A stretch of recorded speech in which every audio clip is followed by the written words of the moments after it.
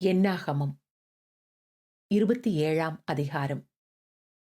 யோசேப்பின் குமாரனாகிய மனாசேயின் குடும்பங்களில் மனாசேயின் குமாரனாகிய மாகீரின் மகனான கீலேயாத்துக்குப் பிறந்த ஏபேருக்கு புத்திரனாயிருந்த செலோப்பியாத்தின் குமாரத்திகளாகிய மக்லாள், நோவாள், ஒக்லாள், மில்காள், திர்சாள் என்பவர்கள் வந்து ஆசரிப்பு கூடார வாசலிலே மோசேக்கும் ஆசாரியனாகிய எலெயாசாருக்கும் பிரபுக்களுக்கும் சபை அனைத்திற்கும் முன்பாக நின்று, எங்கள் தகப்பன் வனாந்திரத்தில் மரணமடைந்தார். அவர் கர்த்தருக்கு விரோதமாக கூடின கோராகின் கூட்டத்தாரில் சேர்ந்தவர் அல்ல. தம்முடைய பாவத்தினாலே மரித்தார். அவருக்கு குமாரர் இல்லை. எங்கள் தகப்பனுக்கு குமாரர் இல்லாததினாலே அவருடைய பேர் அவருடைய வம்சத்தில் இல்லாமல் அற்றுப்போகலாமா? எங்கள் தகப்பனுடைய சகோதரருக்குள்ளே எங்களுக்கு காணியாட்சி கொடுக்க வேண்டும் என்றார்கள். மோசே அவர்களுடைய நியாயத்தை கர்த்தருடைய சந்நிதியில் கொண்டு போனான். அப்பொழுது கர்த்தர் மோசேயை நோக்கி, செலோப்பியாத்தின் குமாரத்திகள் சொல்லுகிறது சரிதான். அவர்களுக்கு அவர்கள் தகப்பனுடைய சகோதரருக்குள்ளே சுதந்திரம் கொடுக்க வேண்டும். அவர்கள் தகப்பன் பின்வைத்த சுதந்திரத்தை அவர்களுக்கு கிடைக்கும்படி செய்வாயாக. மேலும் நீ இஸ்ரவேல் புத்திரரை நோக்கி, ஒருவன் குமாரன் இல்லாமல் மரித்தால் அவனுக்குரிய சுதந்திரத்தை அவன் குமாரத்திக்கு கொடுக்க வேண்டும். அவனுக்கு குமாரத்தியும் இல்லாதிருந்தால் அவனுக்குரிய சுதந்திரத்தை அவன் சகோதரருக்கு கொடுக்க வேண்டும். அவனுக்கு சகோதரரும் இல்லாதிருந்தால் அவனுக்குரிய சுதந்திரத்தை அவன் தகப்பனுடைய சகோதரருக்கு கொடுக்க வேண்டும். அவன் தகப்பனுக்கு சகோதரர் இல்லாதிருந்தால் அவனுக்குரிய சுதந்திரத்தை அவன் வம்சத்திலே அவனுக்கு கிட்டின உறவின் முறையானுக்கு சுதந்திரமாக கொடுக்க வேண்டும். இது கர்த்தர் மோசேக்கு கட்டளையிட்டபடியே இஸ்ரவேல் புத்திரருக்கு நியாய விதி பிரமாணமாய் இருக்க கடவது என்று சொல் என்றார்.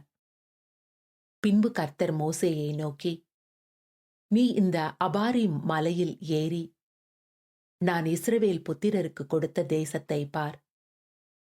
நீ அதை பார்த்த பின்பு உன் சகோதரனாகிய ஆரோன் சேர்க்கப்பட்டது போல நீயும் உன் ஜனத்தாரிடத்தில் சேர்க்கப்படுவாய். சபையார் வாக்குவாதம் பண்ணின சீன் வனாந்திரத்தில் தண்ணீருக்கடுத்த விஷயத்தில் அவர்கள் கண்களுக்கு முன்பாக என்னை பரிசுத்தம் பண்ண வேண்டிய நீங்கள் என் கட்டளையை மீறினீர்களே என்றார். இது சீன் வனாந்திரத்தில் காதேஸ் ஊர் அருகே உண்டான மேரிபாவின் தண்ணீருக்கடுத்த காரியமே. அப்பொழுது மோசே கர்த்தரை நோக்கி, கர்த்தருடைய சபை மேய்ப்பனில்லாத மந்தையைப் போல் இராதபடிக்கு அந்த சபைக்கு முன்பாக போக்கும் வரத்துமாய் இருக்கும் படிக்கும், அவர்களை போகவும் வரவும் பண்ணும் படிக்கும், மாம்சமான யாவருடைய ஆவிகளுக்கும் தேவனாகிய கர்த்தர் ஒரு புருஷனை அவர்கள் மேல் அதிகாரியாக ஏற்படுத்த வேண்டும் என்றான். கர்த்தர் மோசேயை நோக்கி, ஆவியை பெற்றிருக்கிற புருஷனாகிய யோசுவா என்னும் நூனின் குமாரனை நீ தெரிந்து கொண்டு அவன்மேல் உன் கையை வைத்து அவனை ஆசாரியனாகிய எலெயாசாருக்கும் சபை அனைத்திற்கும் முன்பாக நிறுத்தி அவர்கள் கண்களுக்கு முன்பாக அவனுக்கு கட்டளை கொடுத்து, இஸ்ரவேல் புத்திரராகிய சபையார் எல்லாரும் அவனுக்கு கீழ்ப்படியும்படிக்கு உன் கனத்தில் கொஞ்சம் அவனுக்கு கொடு. அவன் ஆசாரியனாகிய எலெயாசாருக்கு முன்பாக நிற்க கடவன்.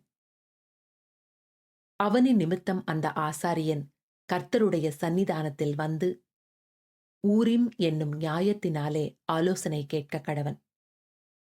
அவருடைய கட்டளையின்படியே அவனும் அவனோடே கூட இஸ்ரவேல் புத்திரராகிய சபையார் எல்லாரும் போகவும் அவருடைய கட்டளையின்படியே வரவும் வேண்டியது என்றார்.